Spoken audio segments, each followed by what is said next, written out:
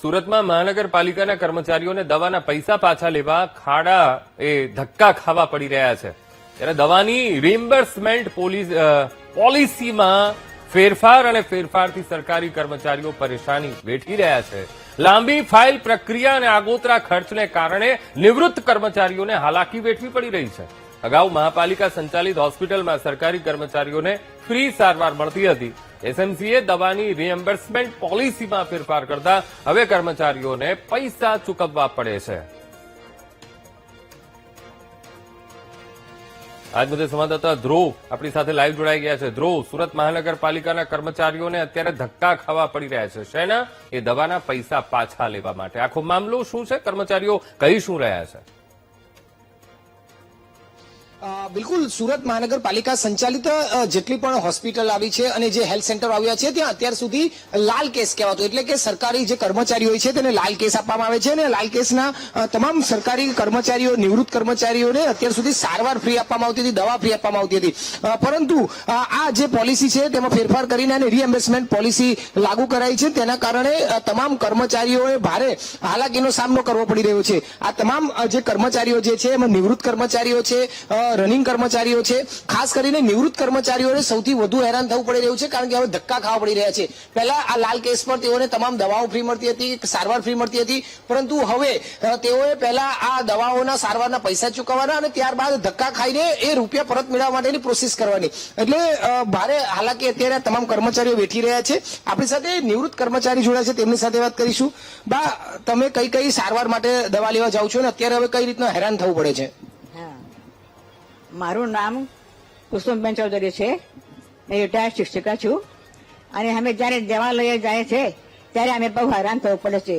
એ નવી સિસ્ટમ પ્રમાણે અમે બહુ હેરાન થવું પડે છે। એ જૂની સિસ્ટમ મારી હતી, એ અમારાથી નહીં થાય આટલું। એ ફાઇલ લઈ લઈને અમે ફરવું પડે છે, એ બહુ તકલીફ થાય છે। અમે એ જૂની સિસ્ટમ અમારી चाहिए, એ નવી સિસ્ટમ અમે નહીં चाहिए। બિલકુલ, તમે જણાવશો આ જે રીતે આખી આ ફાઇલો લઈને જવું પડતું હોય છે, કઈ રીતે હેરાન પરેશાન થવાનું પ્રોબ્લેમ?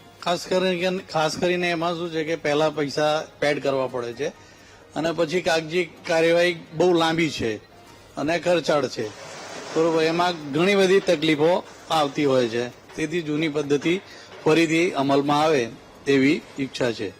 તમે જણાવશો જે રીતે અત્યારે જોઈ શકાય તમામ કર્મચારીઓ અત્યારે અહીં છે અને રનિંગ કર્મચારીઓ પણ છે અને શિક્ષક સંઘ સાથે જોડાયેલા હોદ્દેદાર છે।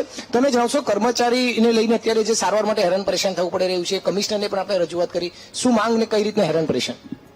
અત્યારે જે મહાનગરપાલિકાની લાલ કેસ એ એક વિશેષતા હતી, એક આગવી ઓળખ હતી કે લાલ કેસ એટલે કે કર્મચારીને તમામ વસ્તુ ફ્રીમાં મળતી। ચોપડી લઈને જાય અને ₹1 બી એના ગજવામાં ન હોય તેને તાત્કાલિક તમામ સારવાર મળી રહે, એ સુરત મહાનગરપાલિકાની એક વિશેષ ઓળખ હતી।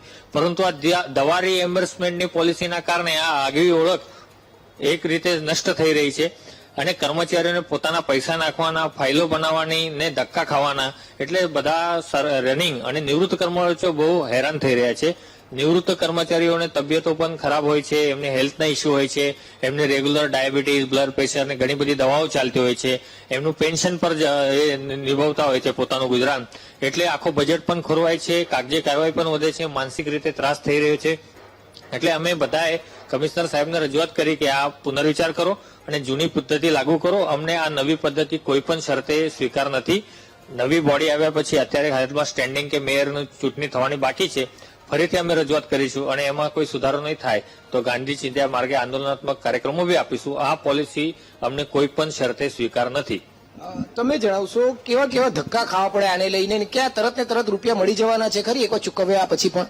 સર, આ પ્રોસેસ માટે છે ને 6 મહિના વીતી જાય છે, વરસ પણ વીતી જાય। ઘણા અનુભવ અમારા ટીચરો મંડળમાં અમને ફરિયાદ કરે છે કે ઓપરેશનના પૈસા હોય, કોઈ પણ દવાના હોય તો 1 વર્ષ પછી પૈસા મળ્યા છે।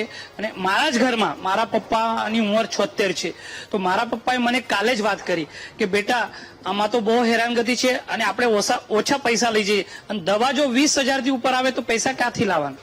એટલે આર્થિક નો બોજો પણ વધે, સમય પણ વેડફે અને કાગળનો જે છે એ પણ સંચાર વધારે થાય છે।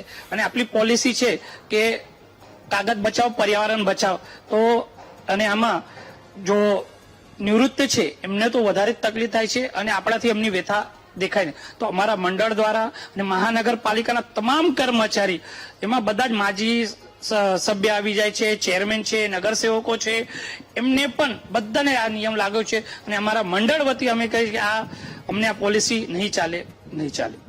તમે જણાવશો કર્મચારીઓને કઈ રીતે હેરાન પરેશાન આ નવી પોલિસીથી અને જૂની પોલિસીની શા માટે માંગ? જો મારા મમ્મી પપ્પા બંને બીપી અને સુગરના પેશન્ટ છે, એમને મહિનામાં 2 વખત જવું પડે. હવે અત્યારે 10 દિવસ પહેલા જે ગયેલા મમ્મી તો નિયર અબાઉટ 4,000 નું બિલ આવેલું.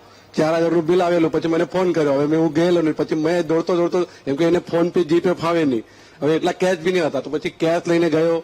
પછી ત્યાં દવા લેવા માટે હવે એટલી અડધો કલાક તો ખાલી દવા લખવામાં જ નીકળી જાય છે હવે, કેમ કે એ લોકોને બી બધું બિલ ભરીને આપવું પડે છે. પછી એ લઈને પછી આરોગ્યની સહી તો છે પહેલા હતી જ, પણ હવે ડોક્ટરની બી સહી લેવાની.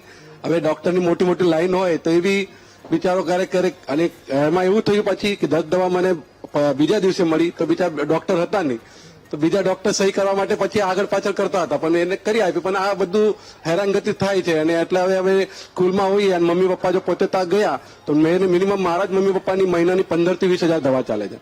હવે એટલું કેશ લઈને ફરવું એ થોડુંક એ છે. અને પછી એ કરીને પછી પાછો મેં જરા જમા કરવા ગયો, પોતે જ ગયો તો એને કીધું કે ભાઈ કેટલા દિવસમાં આવશે, કે સાહેબ કંઈક ખબર નહીં આવે ઉપરથી કઈ જેમ આ સાહેબે કીધું 6 મહિનાથી ઉપર ક્યારે હું પોતે બી ઘણા બિલ મૂકેલા છે, વરસ બી નીકળી જાય. તો આ એક થોડુંક ગલત છે. ઓછામાં ઓછા આ પદ્ધતિ રદ કરીએ. જૂની જે પદ્ધતિ બહુ સારી હતી એ કરવા જોઈએ.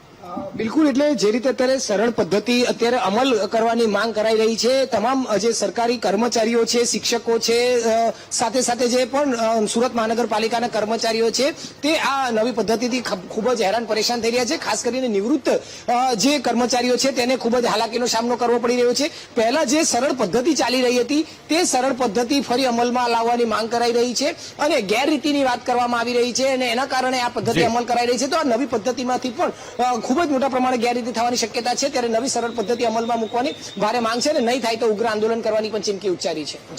જી બિલકુલ ધ્રુવ, સમગ્ર માહિતી સાથે જોડાવા બદલ આપનો આભાર.